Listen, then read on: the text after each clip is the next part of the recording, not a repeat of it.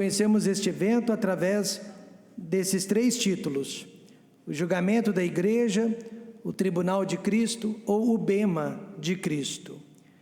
E Paulo resumiu tudo, meus amados irmãos, aqui a partir do versículo 13.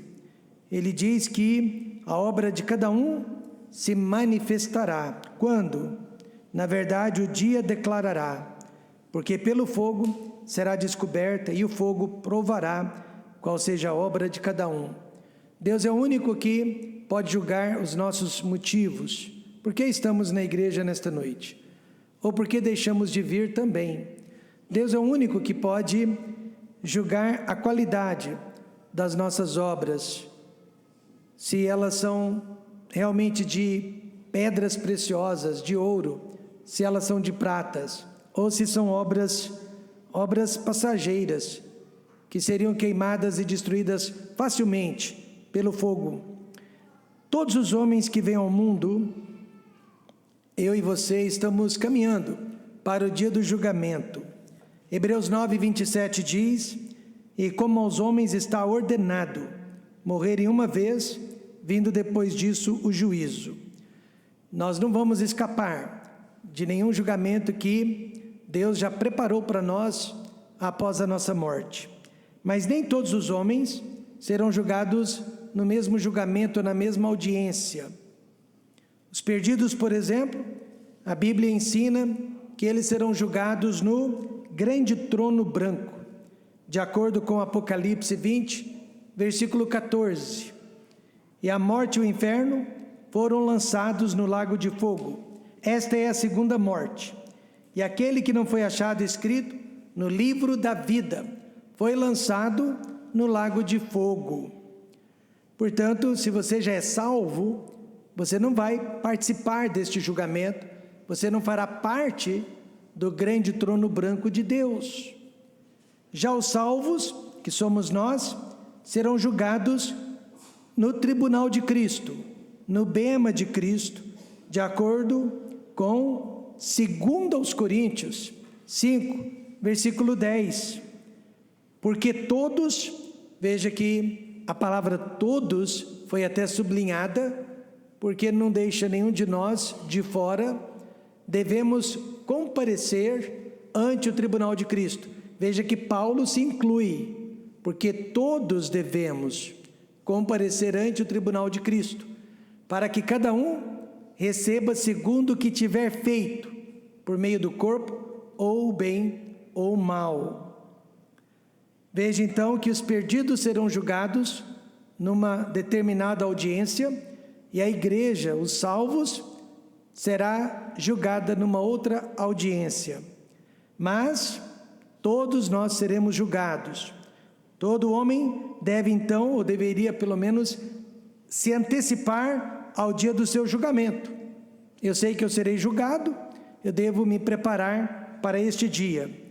E nós vamos prestar contas de tudo o que nós fizemos, e preste atenção, do que deixamos de fazer também pelo nosso Deus. Aqui em 1 Coríntios 3, Paulo ele vai classificar as nossas obras que realizamos de 6 maneiras no versículo 6. E se alguém sobre este fundamento, quem seria o fundamento? Jesus Cristo. Se alguém sobre Jesus Cristo formar um edifício de ouro, prata, pedras preciosas, madeira, feno e palha. Você observou que as 3 primeiras obras, ouro, prata e pedras preciosas, são permanentes, indestrutíveis.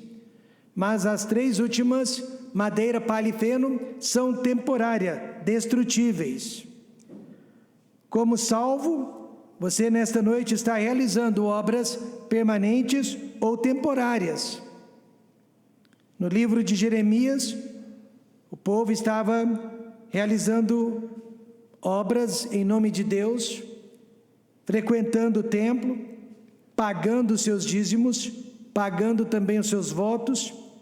Mas aí Deus olhou para eles e disse: e ainda que digam, vive o Senhor, de certo, falsamente juram. Que Deus quis nos mostrar com isso? Essas são as obras de madeira e de feno e de palha que aquele povo estava mandando para o céu. Por isso que Jesus, ou Deus, disse, de certo, falsamente, juram. Deus sabe, Deus conhece o nosso coração, Deus conhece a nossa vida. Quando um réu está sendo julgado, geralmente o seu advogado, antes do julgamento, procura colocar as palavras certas, as atitudes certas na boca daquele réu. Ele precisa usar terno e gravata, responder com humildade e tentar impressionar o júri que o está julgando. E a Bíblia também, como boa advogada que ela também procura nos preparar para o dia do nosso julgamento. Ela quer que nós estejamos preparados, mas essa preparação, ela precisa ser feita agora, hoje à noite, e não amanhã, porque amanhã pode ser tarde demais. E como você e eu podemos nos preparar para este julgamento que é inevitável? Alguém recentemente disse, eu fiquei pensativo a respeito disso, um pastor disse que ele preferiria passar pelos 7 anos de tribulação do que 1 minuto no tribunal de Cristo. Eu nunca tinha parado para pensar sobre isso, mas ele disse, eu preferiria ser perseguido e ser morto pelo anticristo durante 7 anos de tribulação, do que enfrentar Jesus Cristo por 1 minuto no tribunal de Cristo. Como podemos nos preparar para o tribunal de Cristo? Em primeiro lugar, através da nossa ocupação, através do que nós estamos fazendo, realizando. Paulo disse, porque nós somos cooperadores de Deus, vós sois lavoura de Deus e edifício de Deus. Preste atenção nesta expressão, cooperadores, quer dizer, eu e você trabalhamos juntos. É impossível realizar a obra de Deus sozinho. Se não houver cooperação, participação, associação, a obra de Deus não vai para frente. Cooperação é trabalhar em favor de algo, e nós nesta noite não estamos trabalhando em favor de homens, nós não estamos trabalhando em favor de uma denominação religiosa, nós não estamos trabalhando em nosso próprio favor ou em favor da nossa família. Quantas pessoas, elas estão na igreja por causa da família, por causa dos filhos, e aí quando os filhos se tornam jovens e adultos, e já não querem mais saber da igreja, os pais também vão embora, porque a igreja, ela já serviu o seu propósito, que era apenas o de ajudar na criação dos filhos. Não, meus amados irmãos, a igreja não serve o nosso propósito, a igreja serve o propósito de Deus. E esse propósito só vai terminar quando a igreja for retirada daqui. Cooperadores é trabalhar em favor de Deus, assim como Eliezer trabalhou em favor de Abraão, Eliseu trabalhou em favor de Elias, Geazi trabalhou em favor de Eliseu, os discípulos trabalharam em favor de Jesus, Timóteo trabalhou em favor de Paulo, e agora a igreja trabalha em favor de Jesus Cristo. O maior problema da vida cristã é quando não trabalhamos em favor de Deus e às vezes até contra Deus, e no tribunal de Cristo seremos julgados por isso, pelas obras que realizamos, como foram realizadas, e pelas obras que deixamos de realizar. Por exemplo, um dos maiores problemas do nosso país hoje à noite é que nós temos muitos políticos, mas nós quase não temos estadistas. Qual é a diferença entre políticos e estadistas? O político, ele só pensa em si mesmo, ele só pensa no seu partido, na sua ideologia, na sua missão. Mas o estadista é aquela pessoa que pensa no que é certo, amém, irmãos? É aquela pessoa que pensa no bem do país, amém, irmãos? E nós quase não temos estadistas, e é por isso que nós estamos vivendo esse tumulto político e econômico e social. Na igreja também, eu vejo que há muitos políticos, pessoas que estão pensando apenas em si mesmas, o que elas podem ganhar da igreja, mas poucos estadistas.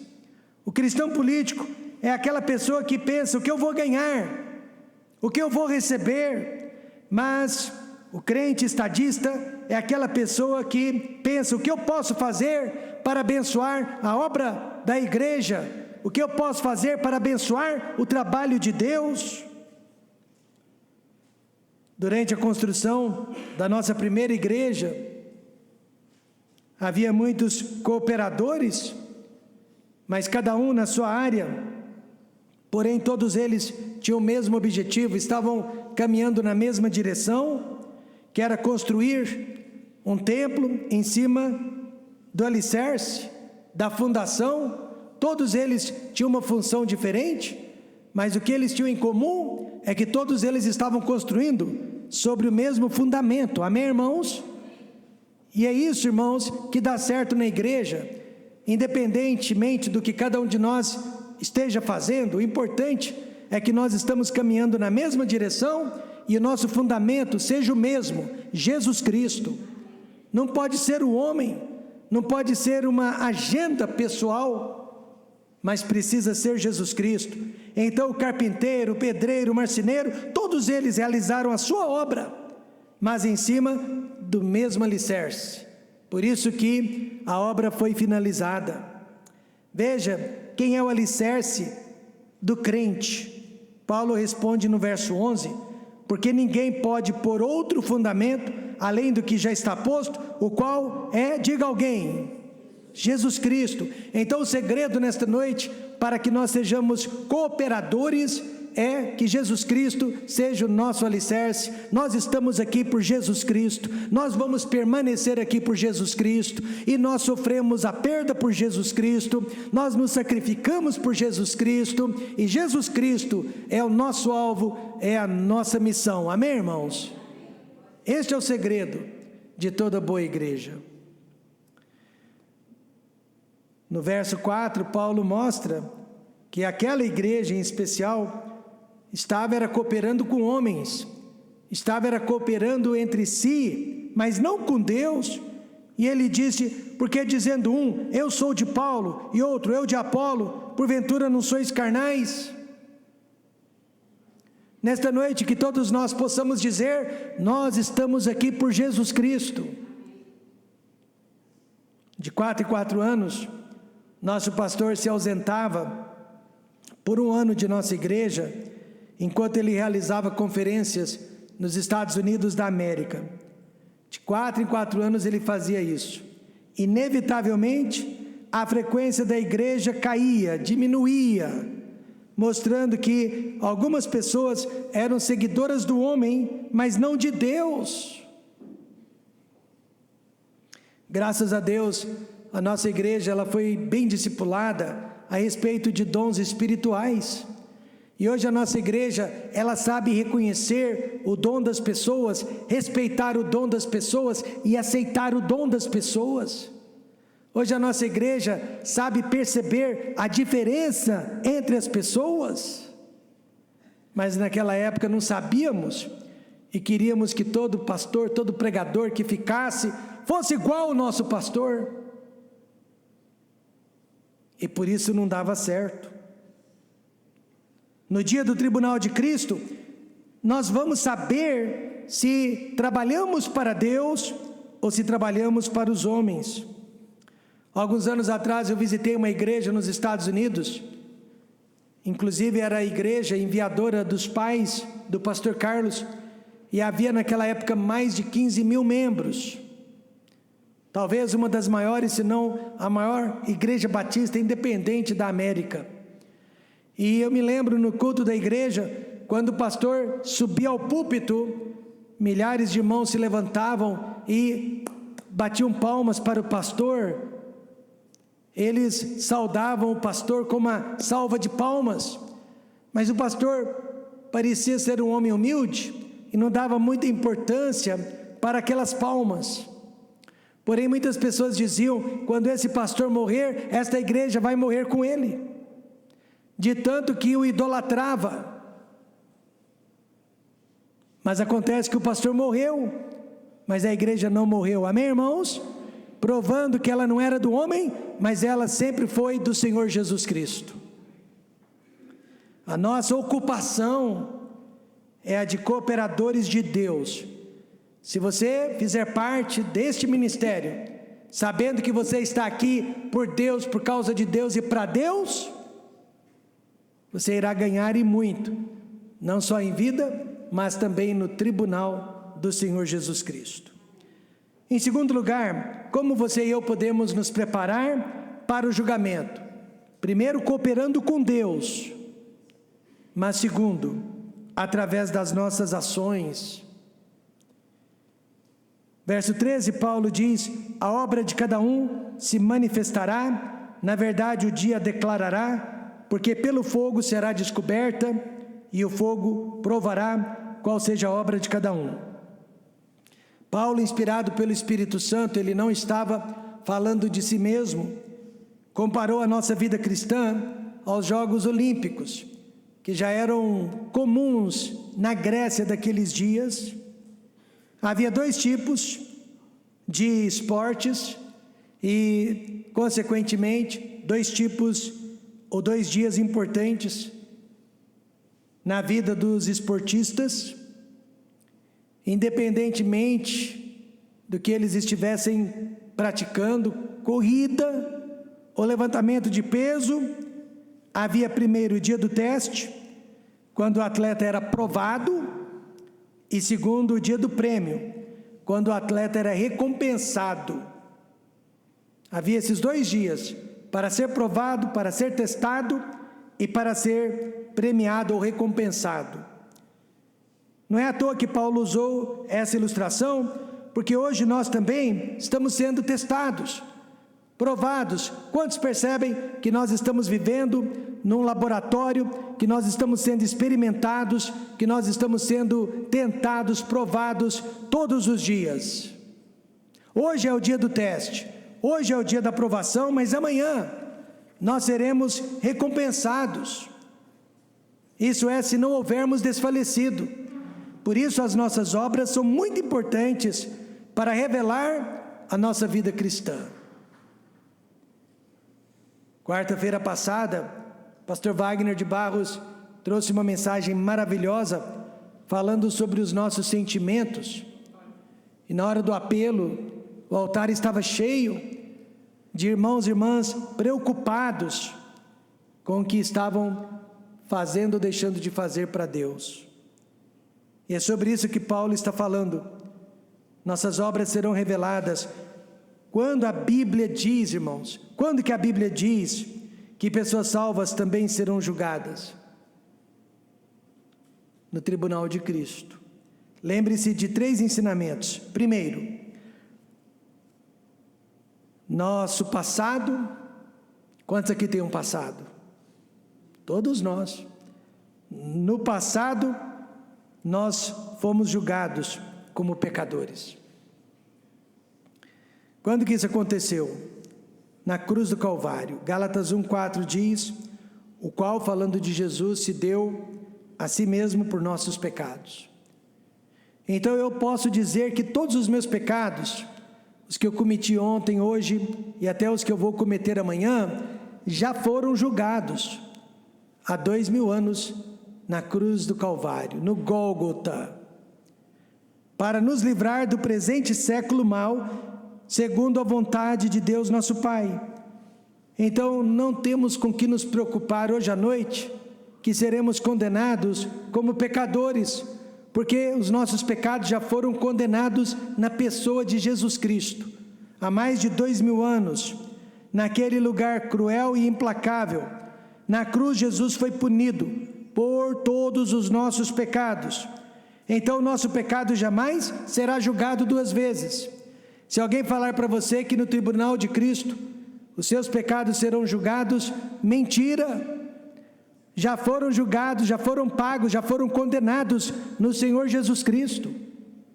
Não serão os nossos pecados que serão julgados naquele dia. Por quê? Porque Deus não julga o mesmo crime 2 vezes. Por isso é tão importante ser perdoado por Deus em vida, por isso é tão importante ser lavado no sangue de Jesus Cristo em vida, por isso é tão importante receber Jesus Cristo como Salvador.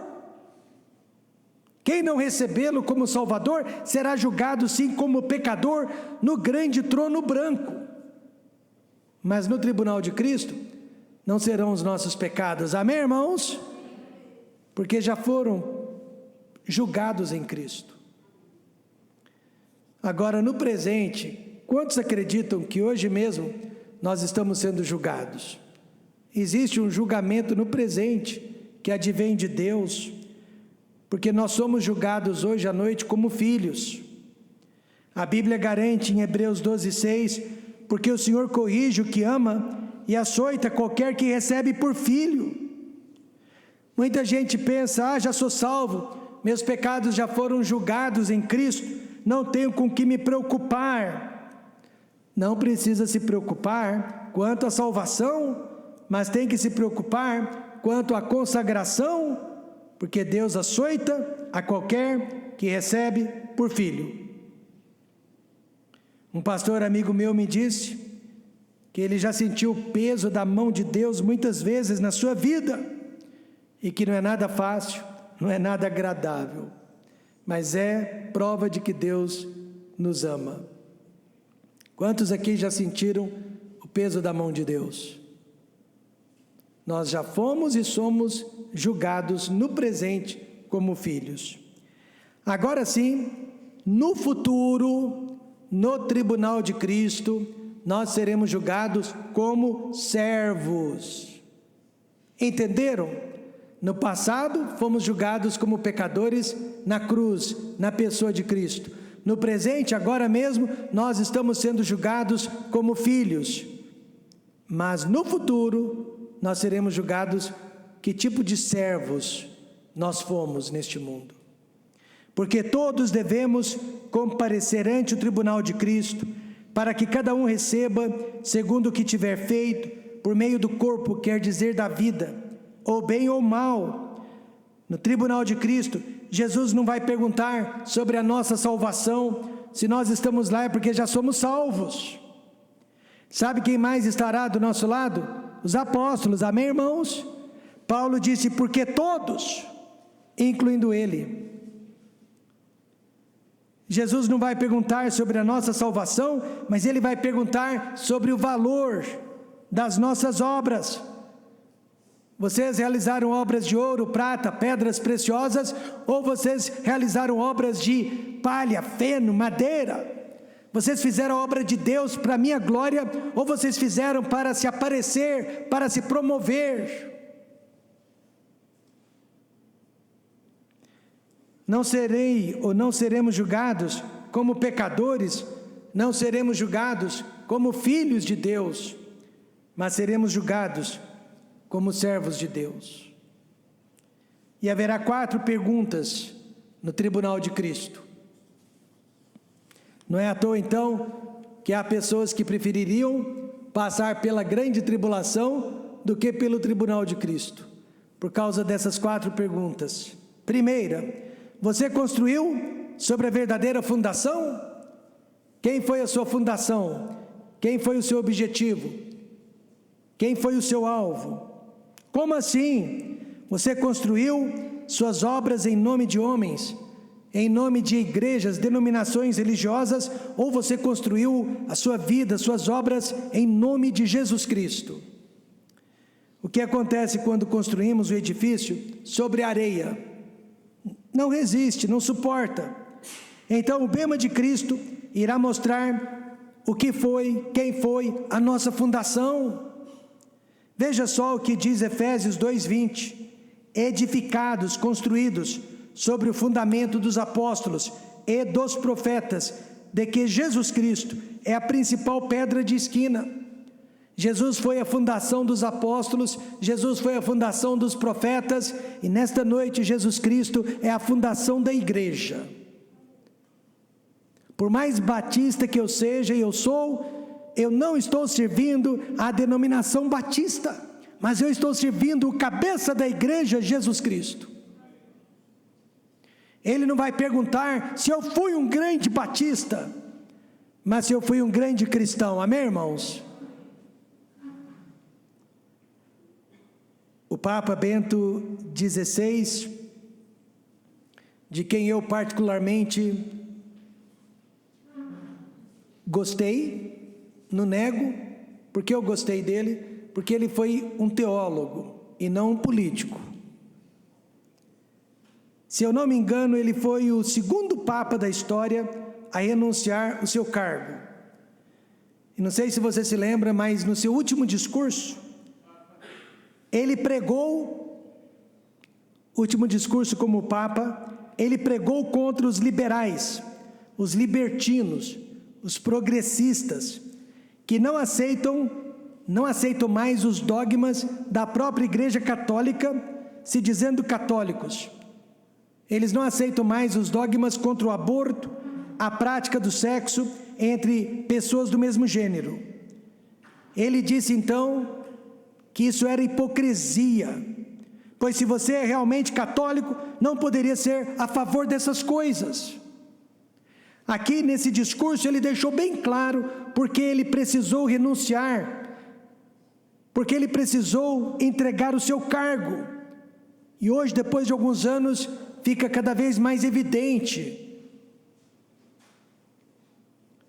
No julgamento da igreja saberemos também quem foi a nossa fundação, se foi uma agenda política ou se foi a bendita palavra de Deus. Amém, irmãos?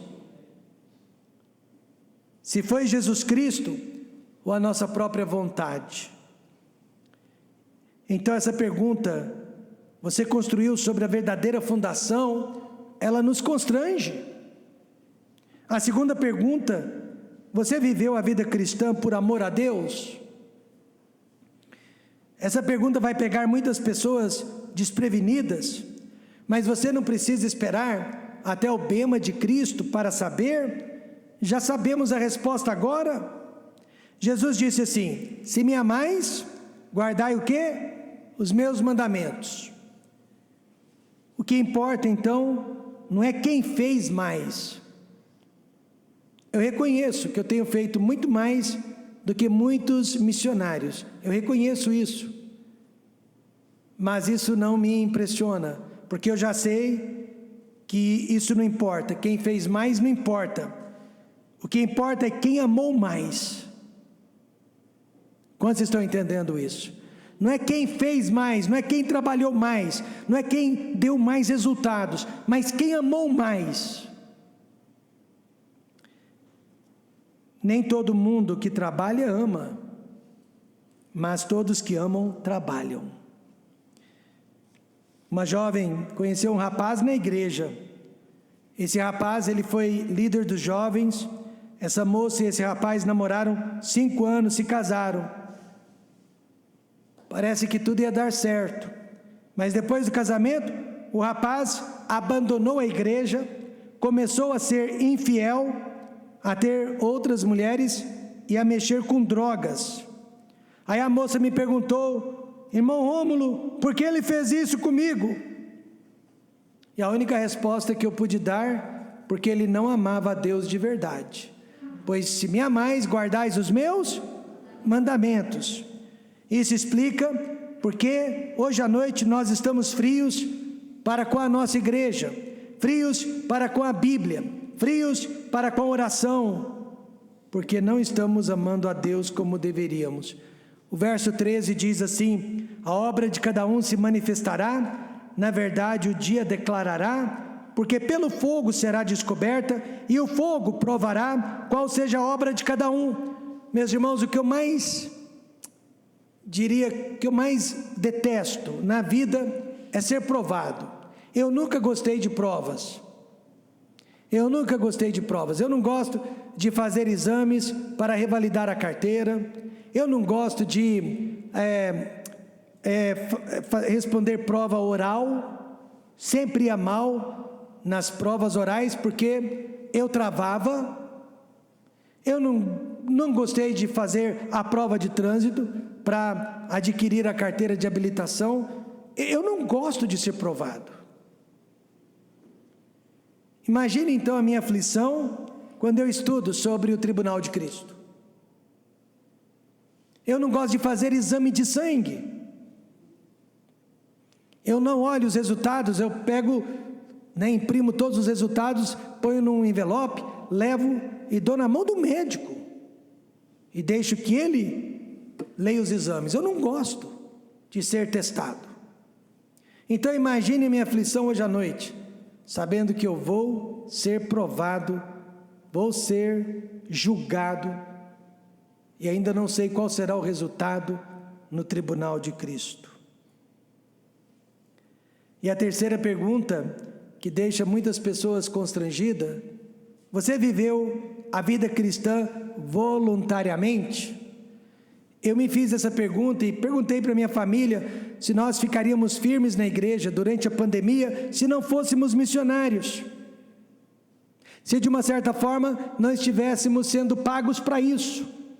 Eu quero saber se nós teríamos o mesmo espírito voluntário de outros irmãos da nossa igreja, que apesar da pandemia, da contaminação, não tiveram medo de voltar para a casa de Deus. Amém, irmãos?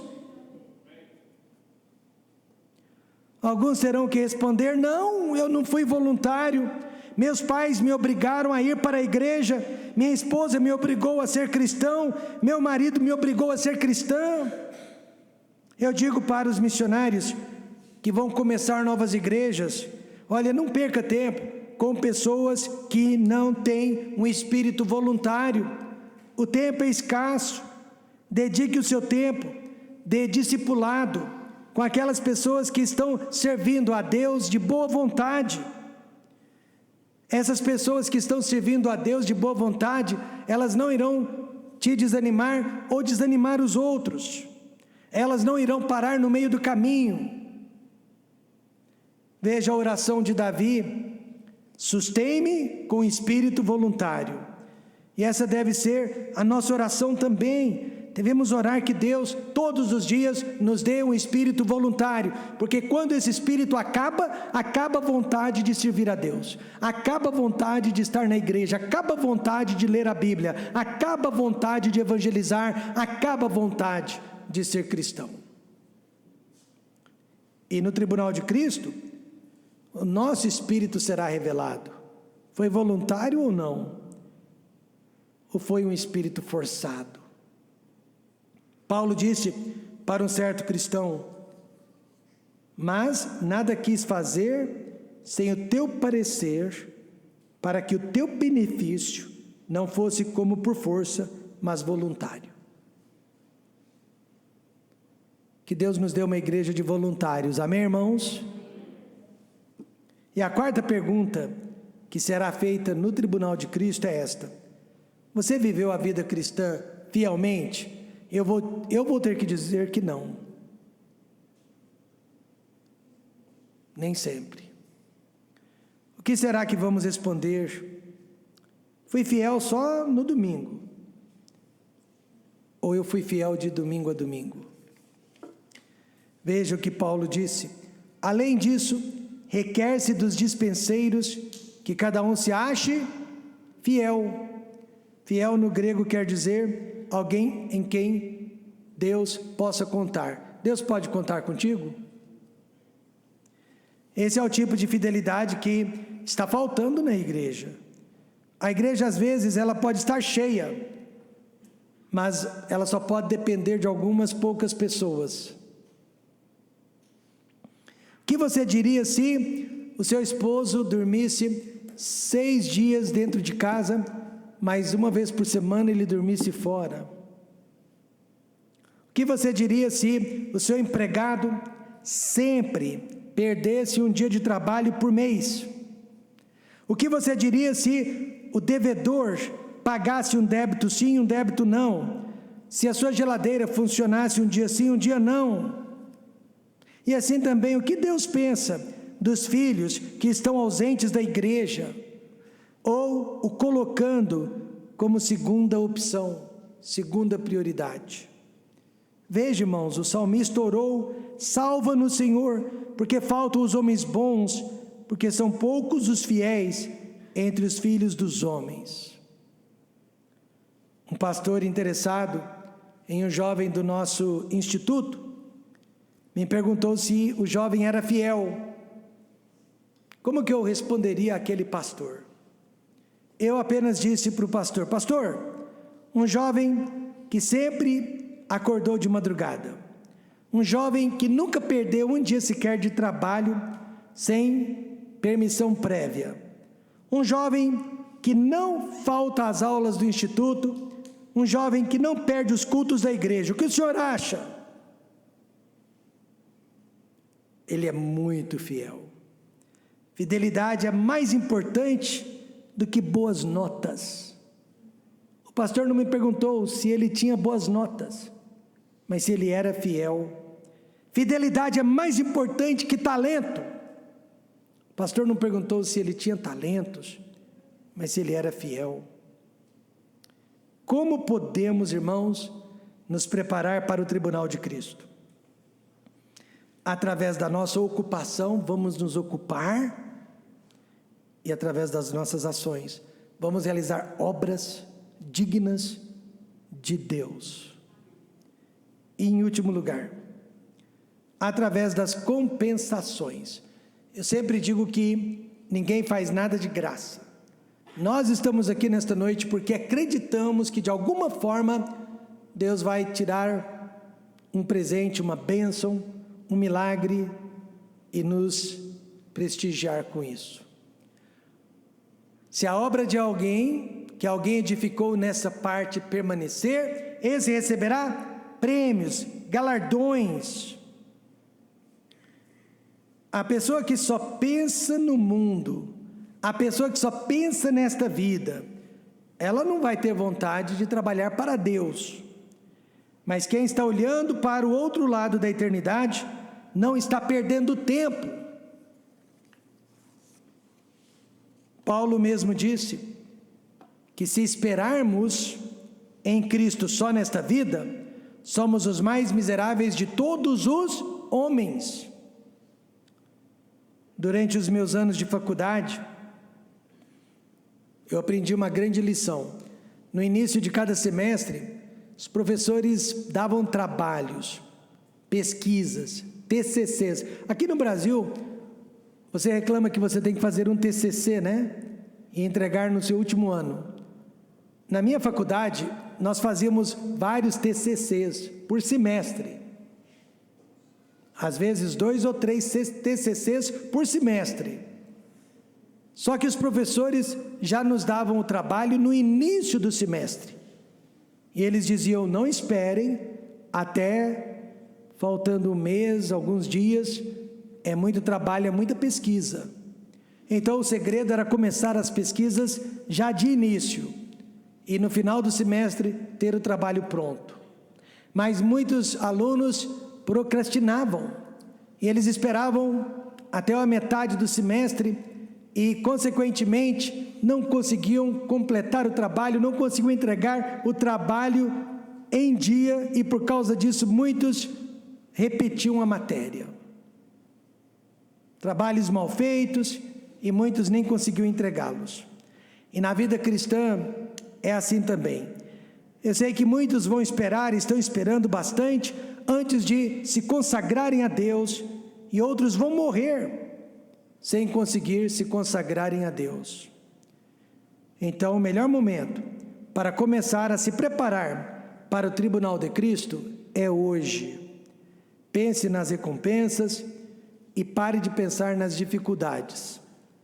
Veja 1 Coríntios 9, 25. Pode ler comigo?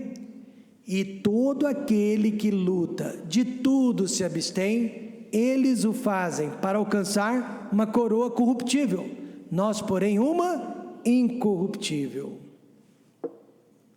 Concluindo, 4 perguntinhas serão feitas no tribunal de Cristo. Você construiu sobre a verdadeira fundação? Você serviu a Deus por amor? Você serviu a Deus voluntariamente? Você serviu a Deus fielmente? E haverá apenas uma resposta: sim ou não. Você não vai ter como se explicar, sim ou não. E se a obra de alguém se queimar, sofrerá detrimento, mas o tal será salvo, todavia, como pelo fogo. Nunca me esqueço, pastor Jaime realizou uma conferência, terminou a conferência, e ele foi para o quarto de hotel e disse: Deus, ou o Senhor me devolve o poder do Espírito Santo, ou pode tirar a minha vida agora, mas eu me recuso a ser um pregador profissional.